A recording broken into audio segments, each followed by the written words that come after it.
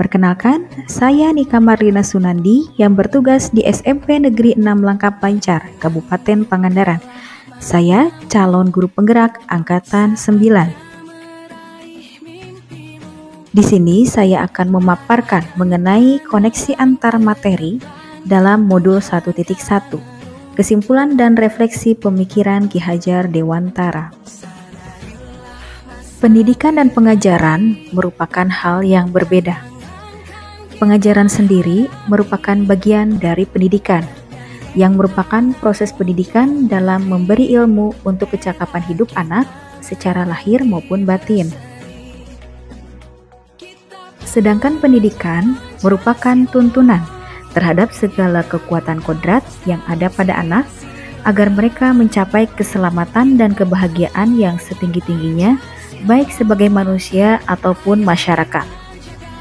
Pendidikan menciptakan ruang bagi murid untuk tumbuh secara utuh agar mampu memuliakan dirinya serta orang lain dalam menjadikan manusia yang mandiri.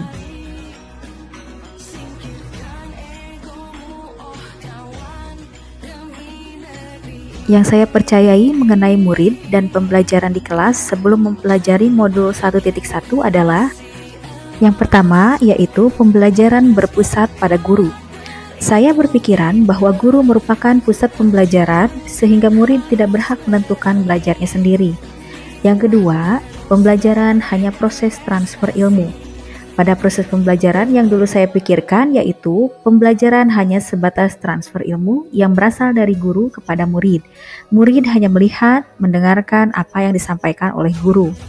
Yang ketiga, ketuntasan materi lebih penting daripada karakteristik murid. Materi yang begitu padat dan banyak menuntut guru untuk menargetkan penyampaian materi secara tuntas.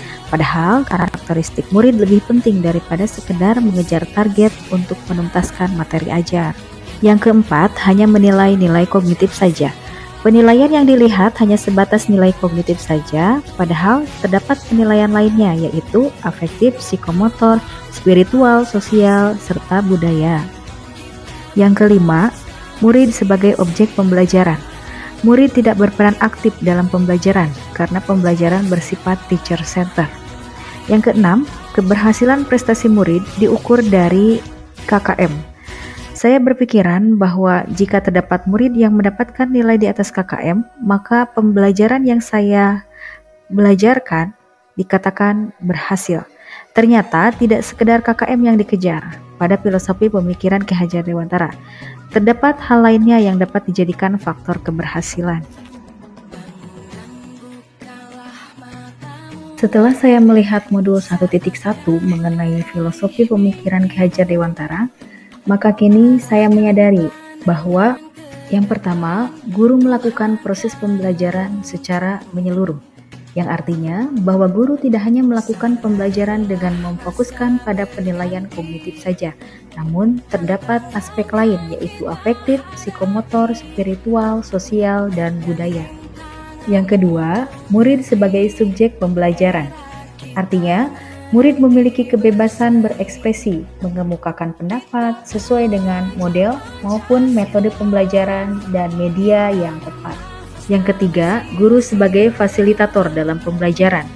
Yang keempat, guru harus bisa mempelajari karakteristik murid, karena pada dasarnya setiap anak dilahirkan dengan karakteristik yang berbeda-beda.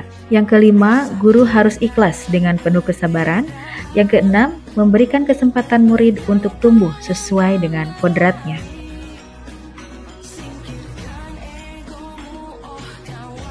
Yang dapat saya segera lakukan dalam pembelajaran di kelas yaitu menerapkan pembelajaran yang mencerminkan pemikiran Ki Hajar Dewantara. Yang pertama, menerapkan pembelajaran yang interaktif dan menyenangkan dengan melibatkan murid dengan metode student center. Yang kedua, mengidentifikasi karakteristik murid mulai dari gaya belajar, kemampuan menyerap materi, bakat, serta minatnya. Ketiga, menampung segala pendapat yang berkaitan dengan ketidaknyamanan mereka dalam belajar sehingga saya bisa membuat atau memperbaiki pembelajaran agar bisa diterima oleh murid. Keempat, menjadi teladan, memberi semangat dan dorongan dalam menanamkan nilai-nilai karakter seperti yang tertuang dalam trilogi pendidikan menurut Ki Hajar Dewantara, yaitu Ingarso Sungtulodo Ing Madyo Mangunkarso Tuturi Handayani. Dan yang terakhir, mengintegrasikan permainan dalam pembelajaran, karena kodrat alamiah anak yaitu menyukai permainan.